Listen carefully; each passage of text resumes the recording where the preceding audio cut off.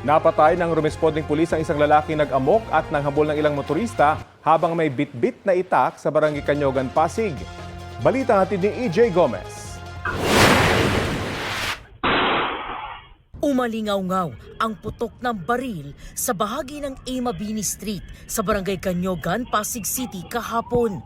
Kasunod nito, kita sa CCTV na hinabol ng isang lalaking may bit-bit na itak ang isa sa mga motorcycle rider.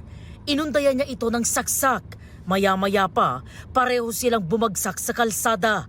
Ang lalaking may dala ng patalim, tinamaan na pala ng bala.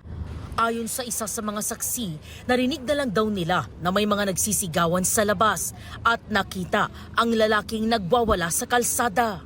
Nanghabol po siya, may dala po kasing itak, nangamba ng mga tao. And then, nung nangamba niya yung isang motor, doon na po siya nabaril ng polis. Ayon sa mga rumisponding tauhan ng Barangay Canyogan, sinubukan pa ng mga pulis na awatin ang lalaking may bitbit na patalim, pero nanlaban daw siya. Imbis na ibaba, sinugod yung ating kapulisan. Hanggang sa mahawakan niya sa pa yung ating kapulisan, hanggang sa madapa. Kaya hawak niya pa rin yung kanya patalim. Hanggang nangabol na naman na isang motorista na natumba. Kaya wala nang nagawang kapulisan, kundi gano'n na nga, paputukan siya.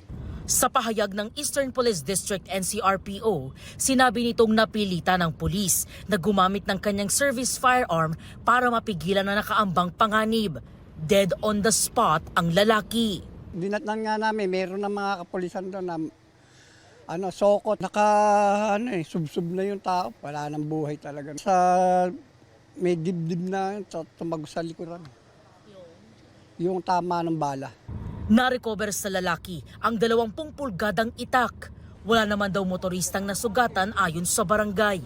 Inaalam pa nila ang pagkakakilanlan ng lalaki. Patuloy ang investigasyon ng Pasig Police sa insidente.